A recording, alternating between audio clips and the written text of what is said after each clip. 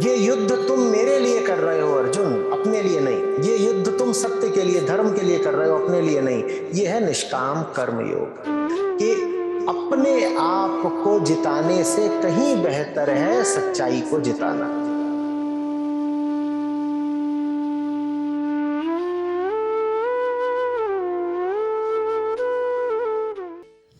परमहंस गीता,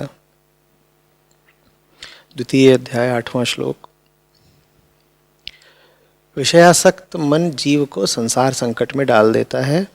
विषयहीन होने पर वही उसे शांतिमय मोक्ष पद प्राप्त करा देता है। जिस प्रकार घी से भीगी हुई बत्ती को खाने वाले दीपक से तो धुएं वाली शिखा निकलती रहती है, और जब घी समाप्त हो जाता है तब वह अपने कारण अग्नि तत्व में लीन हो जाता है।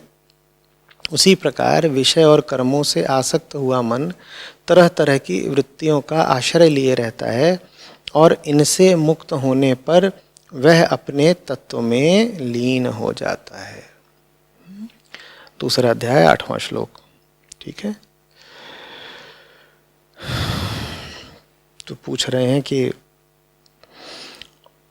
मन तो दुनिया में आसक्त होता ही रहता है और इसी कारण परेशान रहता है, और श्लोक कह रहा है कि विषयहीन होने पर मोक्ष प्राप्ति होती है। क्या ऐसा नहीं हो सकता कि आसक्ति हो ही ना? मन विषयहीन कैसे बने? मन का घी कैसे खत्म होगा? क्योंकि बिना तपे व धुआं किए क्या इस अग्नि को शांत किया जा सकता है?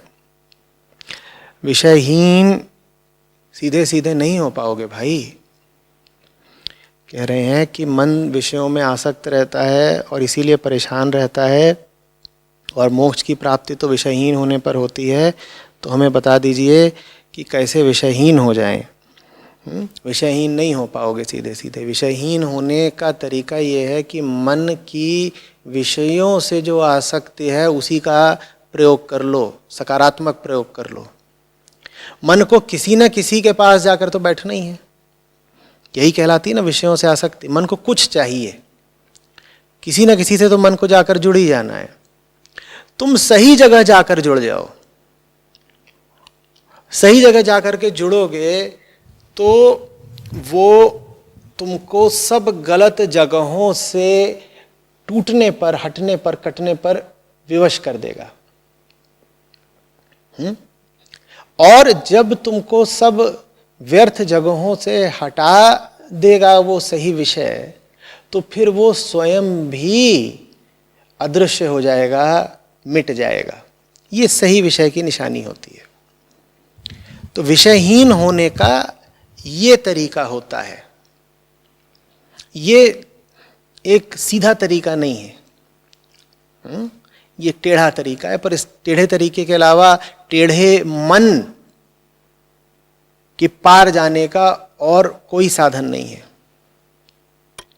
मन कहता है ना बार बार, बाहर जाना है, बाहर जाना है, बाहर जाना है, कोई तो चाहिए, कोई तो चाहिए, कोई तो चाहिए। तो जब मन बोले कोई तो चाहिए, तो मन को कुछ ऐसा, कोई ऐसा ला करके दे दो जो मन की चाहने की वृत्ति पर ही प्रकाश डाल दे।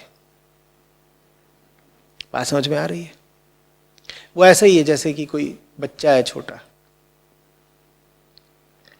और उसको बार बार बाहर घूमने की आदत लग गई है। घूमने की आदत इसलिए लग गई है क्योंकि बाहर बाजार है, बाजार में मीठा मिलता है, कभी टॉफ़ी, चॉकलेट, मिठाई, ये सब अपना वो मांगता रहता है। कहता है बाहर चलो, बाहर चलो। बाहर जाने से उसका आशय बस कुल इतना रहता है कि बाहर जाएंगे तो कैंडी मिलेगी। तो बार बार बोलता है बाहर जाना है, बाहर जाना है। मन समान बच्चा है, बाहर जाना है, बाहर जाना है, मीठा पाएंगे। मीठे से आसक्ति हो गई है। ये नहीं कहता सीधे कि मीठे के पास जाना है। वो अपने बाप को बार बार, माँ को बार बार बोलता है ये बाहर चलते हैं ना, बाहर चलते हैं ना। अब की जब वो बोले बाहर चलते हैं तो बोलो चलो, और उसको ले जाओ किसी चिकित्सक के पास, या उसको ले जाओ किसी ऐसे रसोइये के पास, शेफ के पास, जो कुछ ऐसा सुस्वादु बनाना जानता हो जो बच्चे के मन से मीठे का लोभ ही हमेशा के लिए मिटा दे, या चिकित्सक हो जो बच्चे का ऐसा उपचार कर दे कि उसकी दैहिक व्यवस्था में मीठे के प्रति जो आकर्षण आ गया है वो आकर्षण घट जाए। बच्चे की मांग भी मान ली और बच्चे को ऐसा भी कर दिया कि अब वो आगे से ये चीज मांगेगा ही नहीं। तुम बच्चे को डांट फटकार के कब तक अनुशासन में रख लोगे? वो तुम्हारा ही जीना मुश्किल कर देगा, चाय चाय करेगा दिन भर घर में। यही विधि मन पर लगानी है, उसको बाहर ले जाओ, पर सही जगह ले जाओ। इसीलिए मैं बार बार कहता हूं कि दो ही चीजें हैं, स्वाध्याय और सुसंगति। जब अपने साथ रहो तो स्वाध्याय करते रहो, पढ़ते रहो। और स्वाध्याय का मतलब सिर्फ किताब ही पढ़ना नहीं होता, स्वाध्याय का मतलब जीवन पढ़ना भी होता है।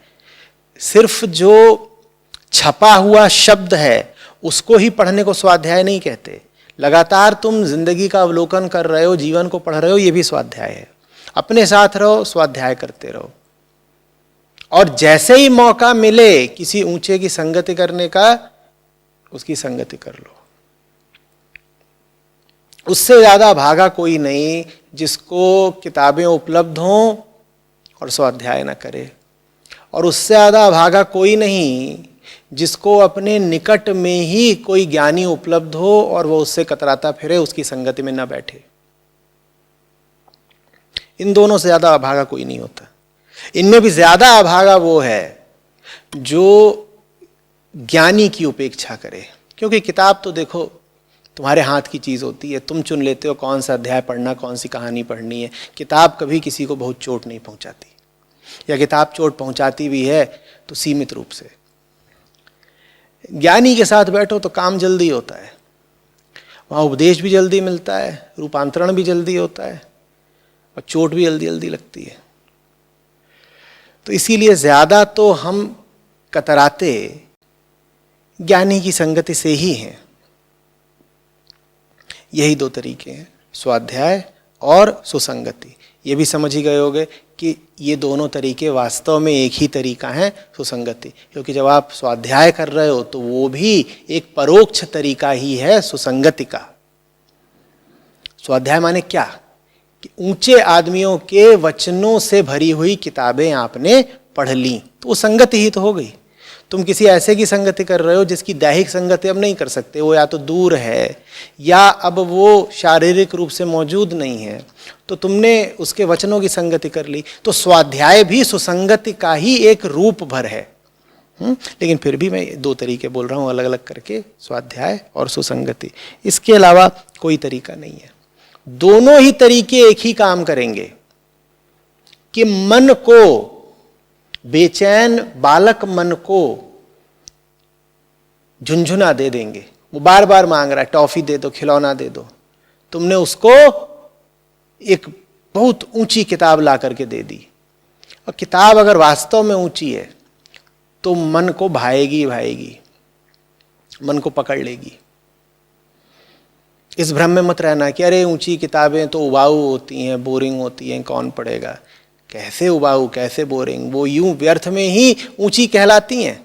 अरे उनमें बड़ा चुंबकत्व है।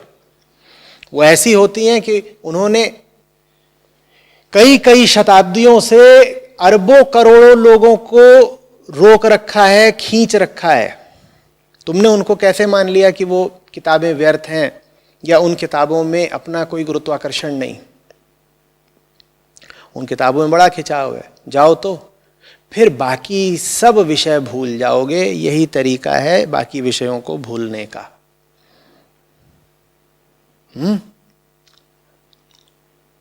संत के पास बैठोगे, ज्ञानी के पास बैठोगे, दुनिया के बाकी लोग फीके लगने लगेंगे। फिर तुम्हारा रस ही नहीं रह जाएगा बेवकूफी भरी बातों में। 1 घंटा तुमने सुसंगति कर ली, ऊंचे वचनों का पान कर लिया, उसके बाद तुम कैसे फूहड़ बातों को वजन दे पाओगे? तो मूल्यहीन लगेंगी, उबाऊ लगेंगी, बल्कि घिनौनी लगेंगी। तुम उठ के चल दे करोगे, तुम कहोगे क्या बातें हो रही हैं, इस सभा में मेरा क्या काम? जिस जगह पर, जिस बैठक में इस तरह की बेकार की और बेहूदी बेवकूफ़ी भरी बातें होती हों, मैं वहाँ बैठ के क्या करूँगा? तुम उन जगहों से चल दिया करोगे, नीरस हो जाओगे बिल्कुल। इसी तरह से जिसने स्वाध्याय कर लिया, अब उसका नहीं मन लगेगा दुनिया भर की इधर उधर की वेबसाइट्स पर जाना, बेकार की बातें पढ़ना, व्यर्थ चर्चा, इधर उधर की अफवाहें, अंधविश्वास, गॉसिप। कहेगा ये सब हमें अब रुचता ही नहीं, अच्छा ही नहीं लगता, मन ही नहीं लगता इनमें। आत्मा क्या है, सत्य क्या है? वो जो मन की पहली पसंद है, वो जो मन की आखिरी पसंद है, वो जिसके वियोग में मन विकल है, वो मन जिसका आशिक है। तो भाई जाहिर सी बात है कि मन को जब सत्य चाहिए ही, तो जब सत्य तुम मन को उपलब्ध कराओगे तो मन उससे रूठेगा क्यों, भागेगा क्यों? वही तो चाहिए था मन को और तुमने दे दिया वो मन को, मन नहीं भागेगा उससे। अब दे के तो देखो, प्रयोग तो करो, अपने पर भी प्रयोग करो, औरों पर भी करो, और कृपा करके सबसे ज्यादा अपने बच्चों पर करो। जितनी जल्दी हो सके, जितनी कम उम्र में हो सके, अध्यात्म से, सत्य से, आत्मज्ञान से उनका परिचय करा दो। यही एकमात्र चीज है जो जिंदगी में उन्हें सुरक्षित रख सकती है। बाकी सब सुरक्षा की चीजें आने जाने वाली हैं, असफल हो जानी है परिस्थितियों के सामने। आत्मज्ञान वो अकेला धन है जो कभी विफल नहीं जाता, जीवन भर भी रहता है, मृत्यु में भी वो साथ रहता है। अपने बच्चों को धनी बनाओ, उन्हें आत्मज्ञान दो।